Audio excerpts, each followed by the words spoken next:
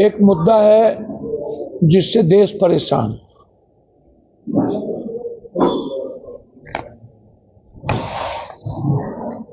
12 सालों के अंदर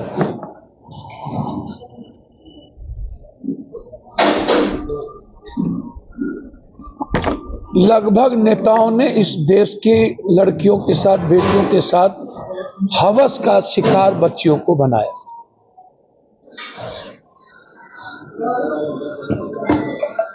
कभी गोवा में 20 लड़कियों का वीडियो अपलोड हो रहा है, एक मिनिस्टर किंगर के साथ सोए हुए हैं।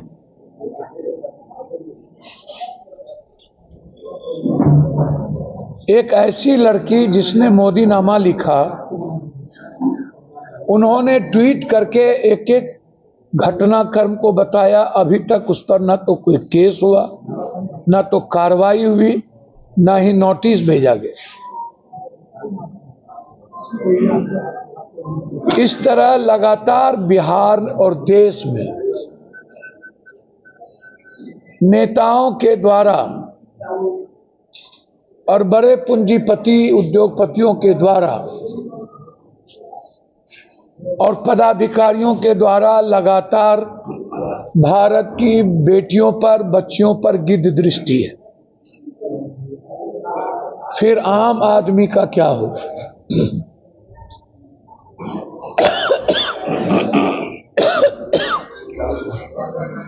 हम लोग नैतिक मूल्य को खो चुके हैं।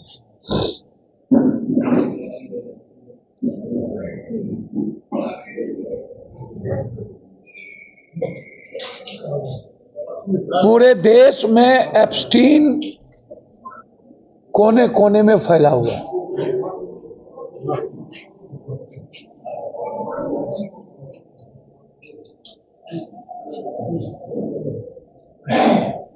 प्रज्वला से लेकर के उज्ज्वला तक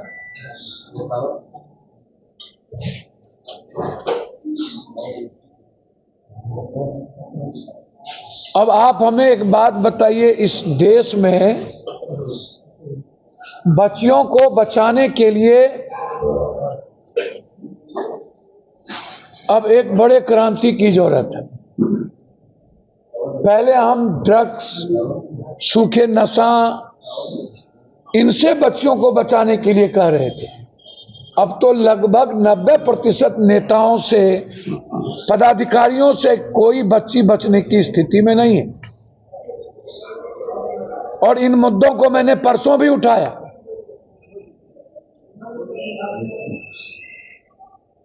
अब हमें लगता है इस बात का हम सबको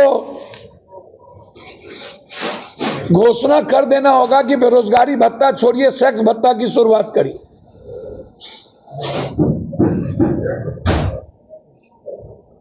क्योंकि जब नेता पदाधिकारी इन्वॉल्व है तो भत्ता तो देना ही पड़ेगा।